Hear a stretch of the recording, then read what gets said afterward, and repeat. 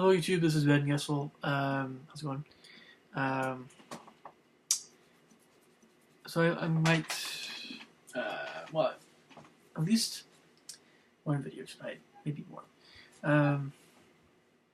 This video is really gonna be geared toward not just the Southerners, but well, anybody who really enjoys comfort food.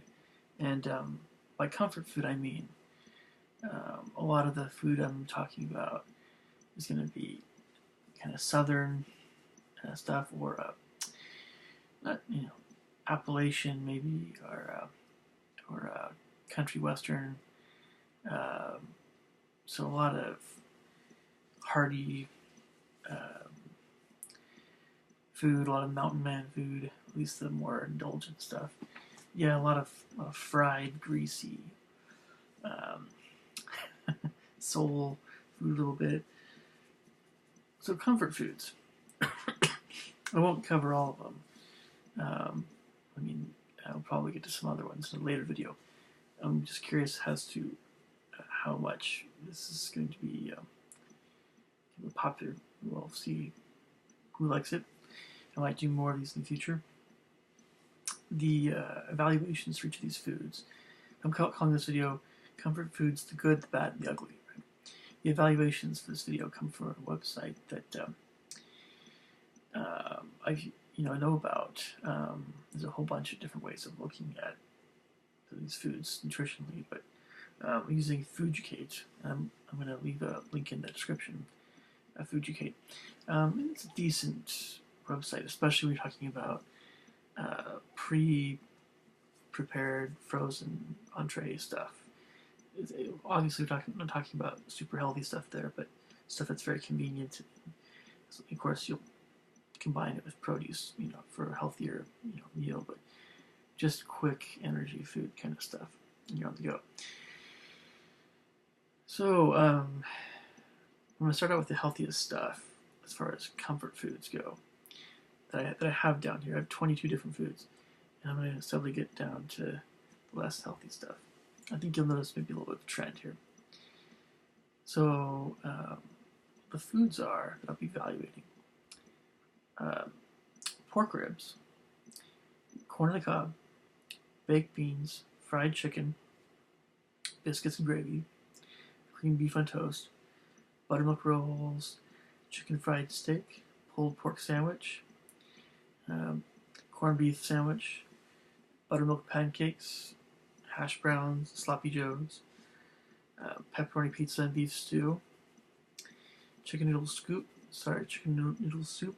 scalloped potatoes, tuna casserole, chicken casserole, meatloaf, shepherd's pie, and English muffins. Okay, here we go. So the best ones here. The best one of all of these foods I just mentioned is basically corn on the cob, even with a little bit of butter, especially if you boil it. Corn on the cob, it's corn. Especially get the organic corn. That's really what I had in mind. Organic corn on the cob. Yeah. So if you're gonna have a feast, and you want it to be healthier, boy, get some organic corn on the cob stuff, man. Just be careful how much butter you put in that stuff, salt and all that stuff. So, yeah, but you can't go wrong with corn on the cob. It beats the taste of cornbread. Cornbread is healthy and everything, but okay. So these are good ones. When I'm with the A's and the B's, I'm going to consider that to be good. Other ones that are in the B range: pork ribs, slow roasted pork ribs. Hey, pork is often maligned as a less healthy meat. If you put rosemary, thyme, oregano, all that stuff, you put it in the oven, and you take off you don't have all the grease, it's fine. Gotta be. Now, Fooducate tends to rank manufactured foods lower, of course, than more natural foods. So by saying it's a B, I'm not saying it says healthy as corn or cob, but if you're going to have a feast, Slow roasted pork ribs. It's great, great way to go. And pork has a lot of nutrients in it too that are really good for you, and it'll fill you up. It's got lots of minerals. Pork ribs are a better choice than bacon, basically, if you're gonna have pork. If you're gonna have pork, go for pork. Yeah. Okay. Baked beans. The reason it gotta be, the more sugar you add to the recipe, uh, more bacon, the more sugar, stuff. Now, molasses and whatever is healthier, but whatever else, the maple thing got some something to it. But again, if it starts to turn into kind of a greasy, sugary mess, it's not as going to be as healthy. So, obviously, but yeah, baked beans. So, right there, you got corn on the cob, pork ribs, baked beans. Good start to a nice, comfort food dinner, right? So going on here for the other ones that kind of B range, hash browns.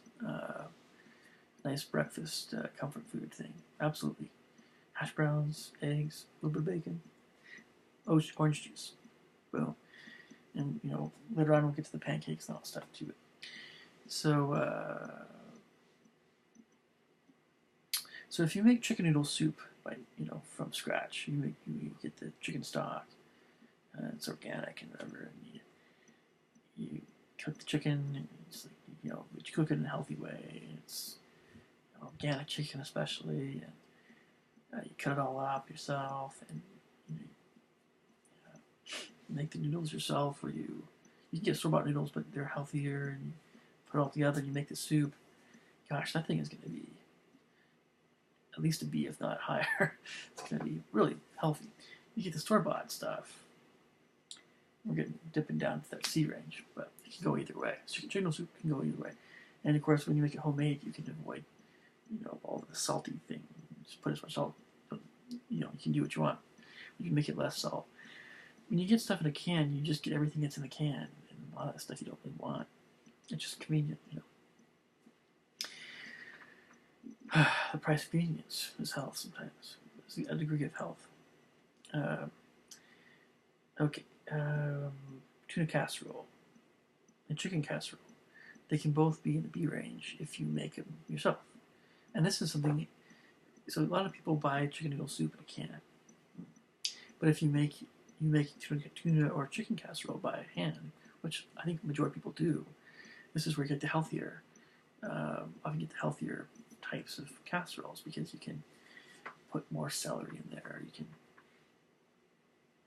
minimize the less healthy stuff. Get the better, higher quality chicken, or and then you can put certain vegetables in there if you want to. Take it easy on the French onion rings. I don't really have any onion in those things, but you know what I mean. Or the little things you put on top of casseroles. It tastes great, but Okay, so if you get that pre-made stuff, it's just going to be in that C range, not as healthy. And of course, shepherd's pie is going to be a good choice because you get a lot of vegetables in there along with meat. And like carrots, peas, all kinds of stuff in there. I don't know. It's traditional, and it's English. The English do some things about good nutrition and put a lot of vegetables in there, I think. So, just healthy stuff. Healthier.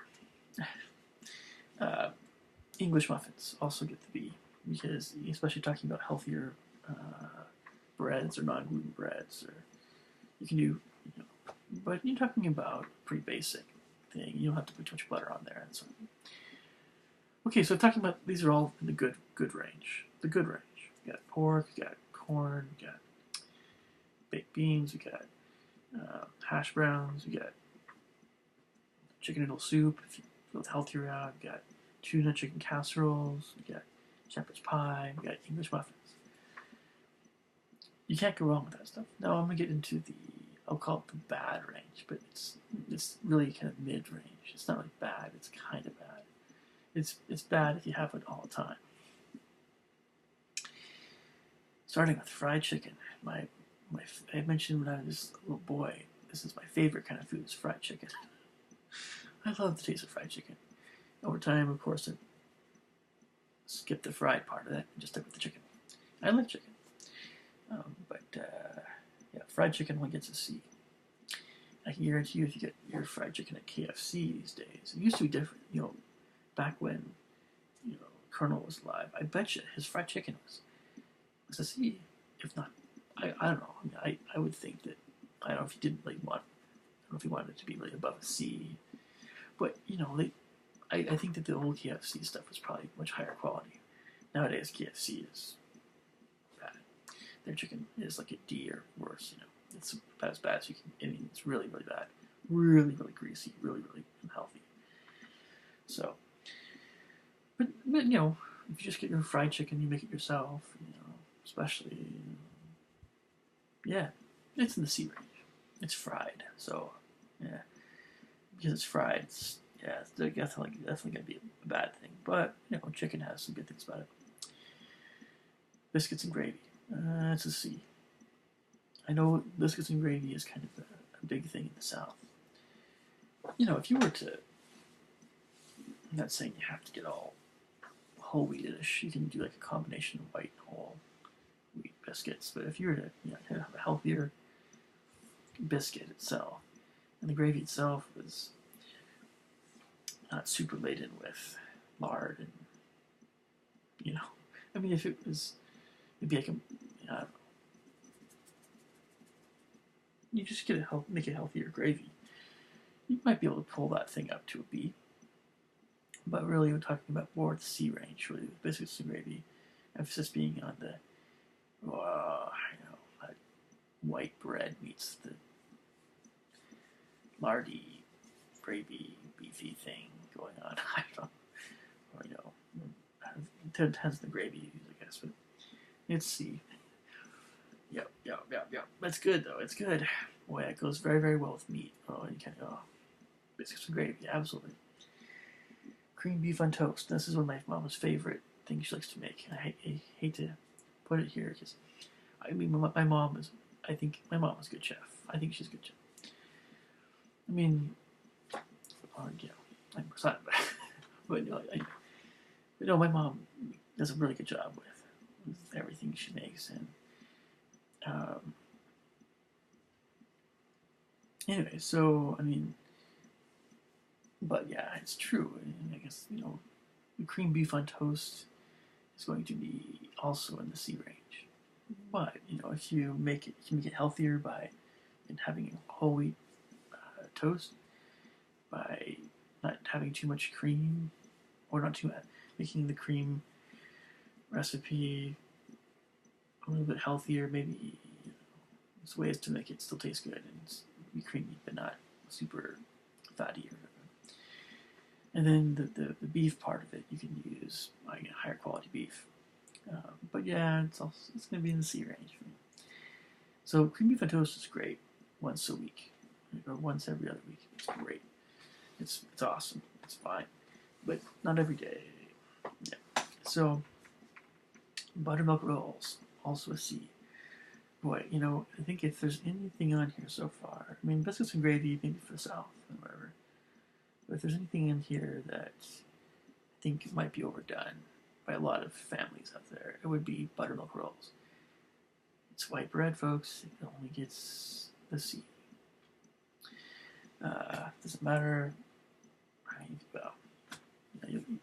Those, the Pillsbury thing, right? Pillsbury Dog Boy, right? Yeah, it's. Oh yeah, I can eat that stuff raw. I don't know. I don't know. It's only a C. It's not the worst stuff, but you don't want to have it every day. Okay, other C type items here. Pulled pork sandwiches. Gosh, I love those things. But yeah, only a C. Yeah, it's the bread. You know, if you use white bread, it's even less healthy than eating pork rib on its own. Pork ribs, if you do it right, I mean, you can put rosemary in that stuff. It makes it a little bit healthier. Plus, pulled pork has like the sauce they use is a little sweeter. And, well, yes, again, molasses is healthy, but it's sweet, so you have to take that into account. But really, you're talking about with bread and the less healthy aspects of the pork getting in there. But okay, buttermilk pancakes with buttermilk maple syrup. Of course, if you slather those things with more butter, well, especially if it's the fake, we all have the not real maple syrup. Real maple syrup is a little pricier. So the stuff we thought was maple syrup was mostly corn syrup and whatever. That's fine. A little bit of maple maybe in there. Or not, it's like an artificial flavor, maybe. Who knows? Yeah, it's probably more artificial. But. So yeah, they only get to see, but man, again, just like cream beef on toast or a lot of other things like that. It's great to have it on Saturday mornings. Fuel food. So sloppy joes. See, kind of like pulled pork sandwich. Just instead of pork, it's beef. And let's see, beef stew. I didn't mention this before, but beef stew can be actually in the B range. It can be healthier if you make it yourself and put more vegetables in there and have organic beef stock and all that stuff. A lot of times, if you buy it in a can, it's going to be a C. You could do worse than beef stew. Beef stew is actually okay. It's in that range. A lot of times, it's in the same ballpark with canned kind of things that are main courses, like beef stew, and you have chili, and you have ravioli, right? Spaghetti meatballs. These are all kind of things that, man, if you just want to get something in a can and make it for dinner and just not cook, that's it's in the same train of thought. But if you get something in a can like that, it's going to be a C. It's not going to be unhealthy, but it's not really especially healthy. It just depends on how often you have that stuff. But it's nice to have if you just don't have any time to cook. Just if it comes in a can. I don't really have only things that I eat out of when it comes to canned stuff these days. It's like canned fish and sometimes canned fruits and vegetables, and occasionally I'll have something else, but not really that often anymore. So I think Nelly still has a thick chili that doesn't have anything bad in it. So I'll get the Nelly thick chili still, lots of beans there. In the can. So scalloped potatoes. This was a mainstay in my family growing up, and with all kinds of get-togethers with other families. Scalloped potatoes, right? Yeah, the cheese isn't super healthy, even if you use Velveeta, I don't know. And you could do worse than scalloped potatoes. So again, they get a C, but again, if you get pre-made scalloped potatoes, it's going to be not so good. If you make it yourself, again. But, so less cheese, more potato, might start approaching that B range. If it's homemade, especially. Okay, meatloaf gets the C. But again, if it's homemade and you put more, I don't know, healthier veggies in there that go well with the meat, ground beef that you use to make it, maybe celery, I don't know. We use a lot of breadcrumbs and things, but breadcrumbs aren't really that healthy for you either. So then, of course, it needs to be appetizing. So, meatloaf gets a C. It does the job, but yeah. But of course, when you combine it with green beans and cauliflower and broccoli and carrots and whatever else, then you're good. So it's not a spectacular dinner, of course. I mean, Joel Furman might have some issues with it, but not really a regular basis, or even a semi-regular basis. But essentially talking about a decent arena of health. Okay, so I've mentioned the good and the bad, right? Like bad, I mean not as good. Now we get to the worst culprits here with comfort food. The worst culprits. I'm talking about Chicken fried steak. No, I'll be honest. I've gone to restaurants and I've seen chicken fried steak on the menu. I've gotten chicken fried steak before, but not so often. Not really for a while. It's been a while since I got chicken fried steak. But, it sounds so filling, right? If you were starving, I want something filling. Chicken, and beef, steak. That's fried. Chicken fried steak. Yeah. But yeah, it's pretty unhealthy. It's fried, and it's all meat breading and meat. Yeah. So we're talking about beef. It's a D. Man, if you have anything that comes in a box or anything like that, just forget it. That's gonna. You better be hoping that you eat some salads with that stuff. Water. Yeah, how about this for a meal? Chicken fried steak, French fries, a chocolate milkshake, a soda, chips, and a big, gigantic donut. Okay, yeah, Twinkies to top it off. Okay, so, okay, a corned beef sandwich. Now, obviously, if you add more cabbage to the sandwich, use whole wheat bread, you can bring it up to a C. But corned beef is tasty, but it's unhealthy. It is not healthy. And I don't know how we can break this through to the Irish, but then the Irish can just come back and say, "Hey, Germans, you have all these sausages," and we're always accusing each other of, who's. Okay, I'm just kidding, but you know what I mean. It's like, I don't know. And of course, you don't want to tell someone Irish. You should eat more potatoes and less corned beef. I can imagine that would go over very well. Not a good idea. I don't know.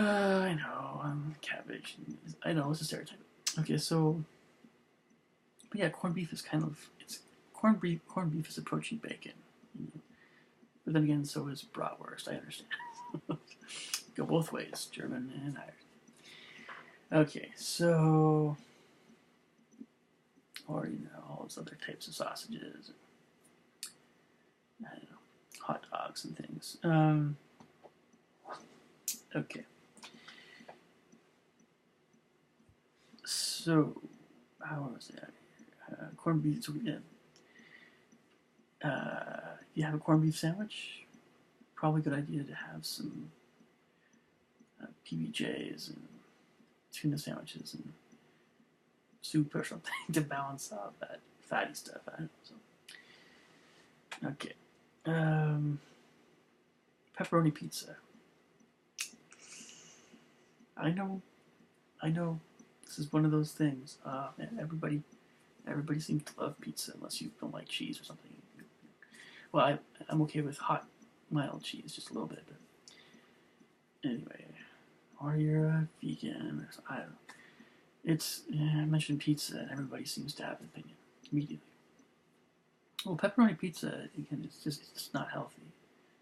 You're talking about probably white bread. The crust is white. Unless you make a homemade pizza.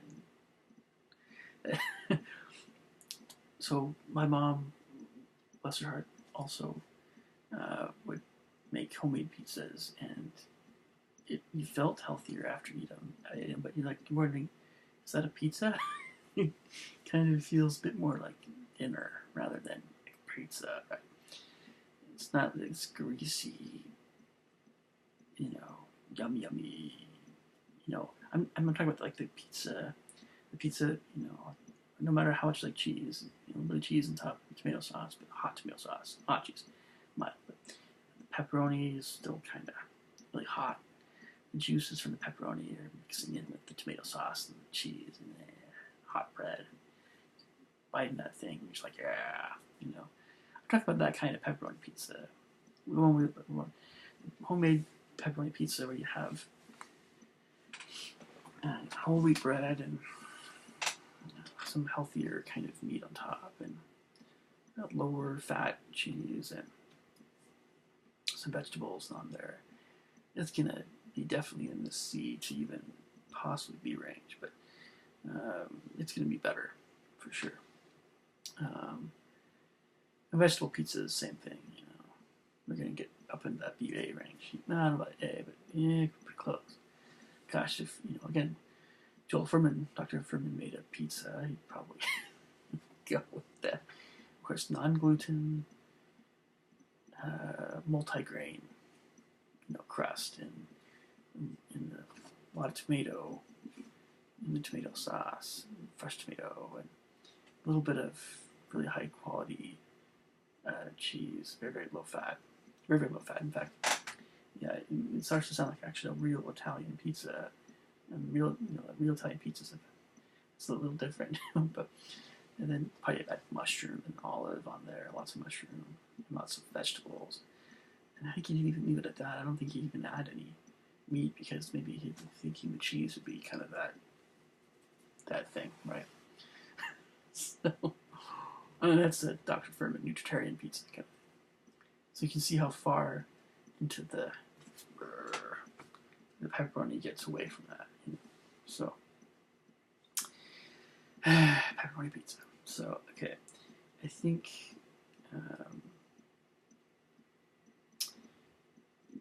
so. In summary, you know, when it comes to comfort food, if you're eating some cooked vegetables and you're eating corn, organic corn by the way, and beans, and the beans aren't too sweet.